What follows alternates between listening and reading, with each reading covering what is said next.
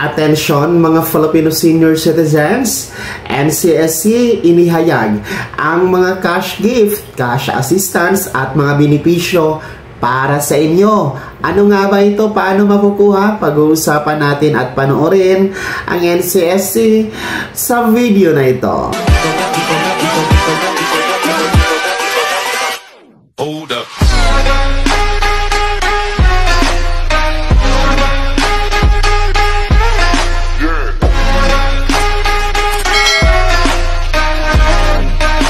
Hello mga ka-vlogs! Welcome dito sa aking YouTube channel. Magandang araw po sa lahat ng mga manonood. Saan po kayong dako sa mundo? Kumusta mga ka-vlogs?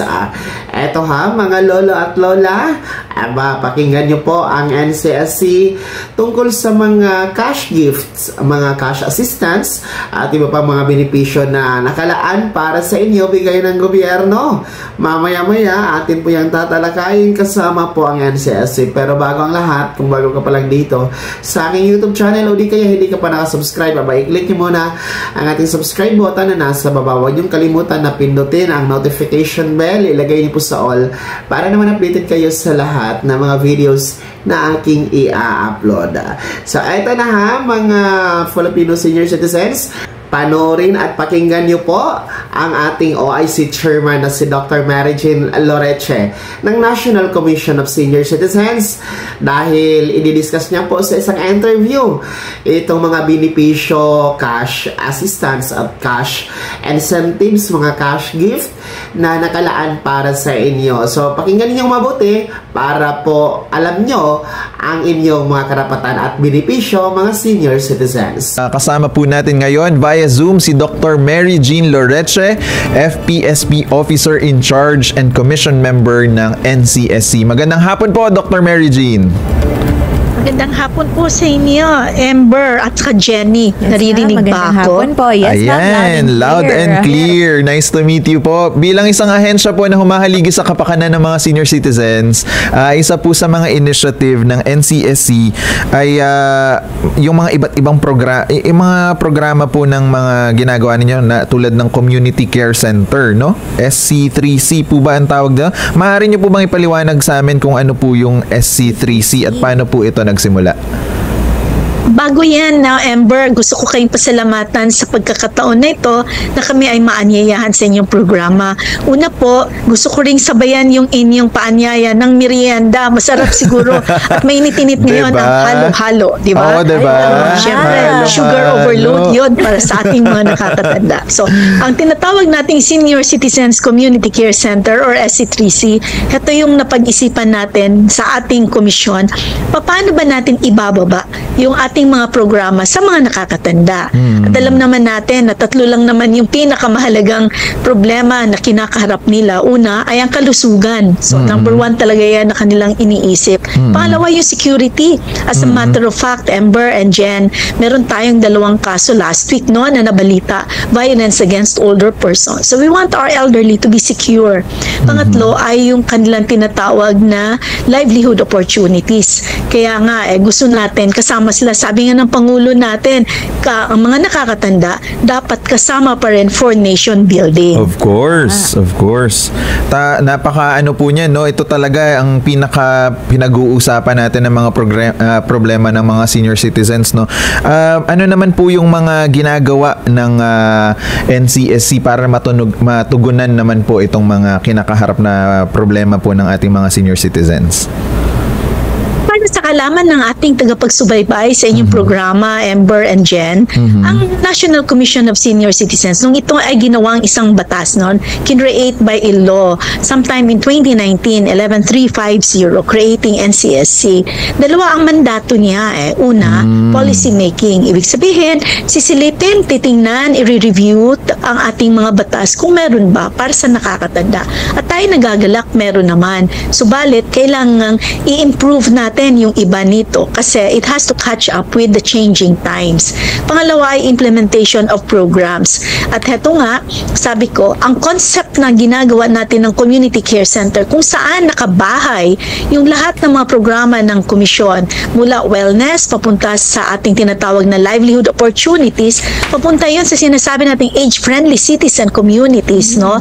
As a roadmap of the World Health Organization. Kung titingnan natin, kailangan natin isang lugar. At ito ang tinatawag nating one-stop shop o kaya convenience store-like approach. At merong batas kasi na tinatawag nating Senior Citizen Centers Act 7876. So ito namang batas na ito, hindi very clear kung ano talaga ang nilalaman dapat ng sentro. At sabi nga, para sa nakakatanda. So doon natin ipapasok lahat ng programa para sa kanila. In short, you want to know about mental well-being. You want to know and be interested sa sinasabi nating dementia care. Gusto nating malaman nutrition and lifestyle. Gusto natin yung ating tinatawag na social prescribing. Alam mo ba, Amber, na isa sa pinaka-common na dahilan kung bakit nagkakasakit ang matanda o kaya naman kung may sakit siya ay nagiging malala. No? Depression, isolation, loneliness is a factor. So, meron tayong tinatawag social prescribing kung saan sila ay pwedeng magtipon-tipon. Napaka-importante nga niyan kasi yung social support din talaga. No? Kaya yung mga... kahit kausap man lang, araw-araw. Diba? Kasi tayo bilang mga working class, syempre, busy tayo sa trabaho, diba? So, naiiwan lang sa bahay ang mga kasamahan natin na may edad na. So, uwi lang tayo sa bahay. Syempre, kung kailan lang tayo makauwi, dun lang din natin sila makakausap. Pero sa kabuuan ng araw, kung hindi sila makakahanap ng kausap, mag-isa lang din sila, diba? Kaya maganda na may ganitong centers kung saan nakakabuo sila ng community at nakakilala ng iba pang mga senior sa kanilang lugar. Diba? Tsaka mga Zumba, diba? Napaka-importante. Parang may kilala ko nga masipag mag-Zumba sa may Marikina. Oo, dahil yung mga yung mga senior citizens na exercise na, nagkakaroon pa ng ng socialization opportunities, no? Nakakatuwa naman. Miss Jen? Yes po. Ma'am Mary Jean, alam niyo po, meron din sa ating magtatanong ngayong hapon tungkol sa mga benepisyo ng ating mga elderlies. Kaya pakinggan po natin ang ating katanungan. Dahil po sa Centenarians Act, makakatanggap ng 100,000 ang mga seniors na umabot ng 100 years old. Ano naman po ang incentives na matatanggap ng mga seniors na hindi pa aabot sa 100 years old? Napaka-importante tanong niyan kasi ang laking tulong nung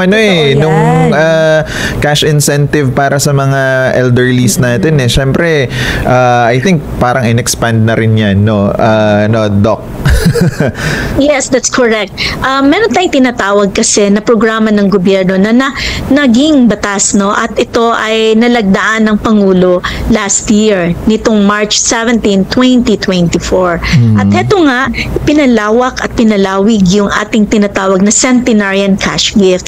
As a Centenarian kasi dati, pag umabot ikong 100 years old, tatanggap ikaw ng 100,000 pesos. Sa bagong batas, in the expanded Centenarian, dito sa ating 11382, nakasaad, pag ikaw ay dumating sa edad na 80, 85, 90, 95, 80, 85, 90 at saka 95, ikaw po ay tatanggap ng 10,000.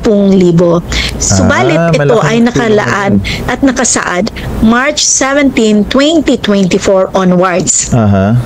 So, malaking kung ikaw tulong ay din, nag-80, 85, 90 at 95 bago naging batas ito ng March 17, 2024, hindi ikaw pwede at hindi ikaw qualified.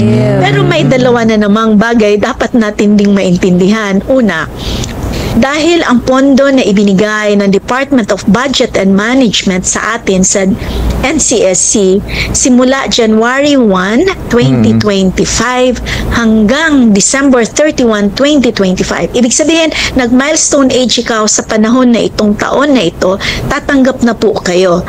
Pero yung ating mga pumasok ng 80, 85, 90 at 95 ng March 17, 2024 hanggang December 31, Japan 2024. Ay, hindi pa. Waitlisted po muna waitlisted. tayo. Konting pasensya lang kasi ito ay hinihingian pa natin ng budget sa Department of Budget and Management. Oh, yun naman pala. Hindi naman pala May totally inaasahan pa rin.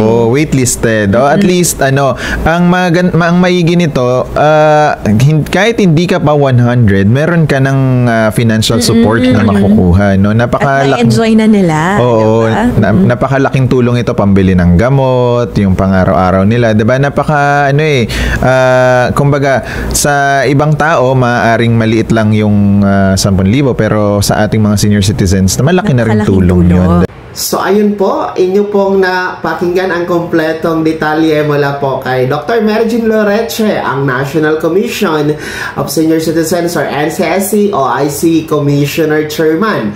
So ayon sa kanya, kompleto naman po ang ating mga benepisyo, mga cash gift na bigay ng gobyerno sa ilalim ng NCSC at marami pa ang darating sa pagkakaroon po ng full transition from DSWD to NCSC para sa lahat ng benepisyo, programa at ayuda na meron po kayo mga lolo at lola. So napakaganda dahil ang ating gobyerno ay hindi po nakakalimot, hindi po nakakaligtaan itong ating mga lolo at lola, no? Dahil na rin po sa pagtanaw ng utang na loob, pagtanaw ng tawag nito ng appreciation, no, sa inyong mga kontribusyon sa ating lipunan kung ano man ang meron tayo ngayon. So saludo po tayo sa inyo mga senior citizens. Kaya naman, ano po inyong komento at reaction sa balitang ito? No, ano po inyong reaction sa mga benepisyo na meron kayo ngayon na pwede ninyong makukuha? No, inyo po ba itong nai-enjoy? Inyo po ba itong kasalukuyang nakamtan o natatamasa? Mga senior citizen, i-commento nyo na ibahagi sa comment section na nasa baba. Bago ko magtapos sa video na to, kung gusto nyo pong sumuporta sa aking YouTube channel, maaari nyo pong i-click ang ating super thanks button na nasa baba. Sa mga gusto mong i-membro, pwede po i-click nyo po ang ating join button. Maraming perks dyan mga ka-vlogs. Be my member now. Sana'y naging gabay ang video na to kaya paano na pag-uusapan natin ang mga mahalagang bagay-bagay na may kinalaman po sa ayuda, programa at benepisyo ng ating mga senior citizen. Kung hindi ka pa nakasubscribe dito sa aking YouTube channel, maaari nyo na i-click ang ating subscribe button na nasa baba. Huwag nyo kalimutan na pindutin ang notification bell, ilagay niyo po sa all para naman updated kayo sa lahat ng mga videos na aking i-upload. Maaari nyo din i-like ang video na to at kung meron ka pa mga katanungan, maaari nyo i-comment sa comment section na nasa baba. Paki-follow na din po ang aking official Facebook page na nasa screen nyo. Muli po, ako si Daniel Timpawa na nagsasabing dito sa aking YouTube channel, bawang katotohanan at lahat totoo lamang.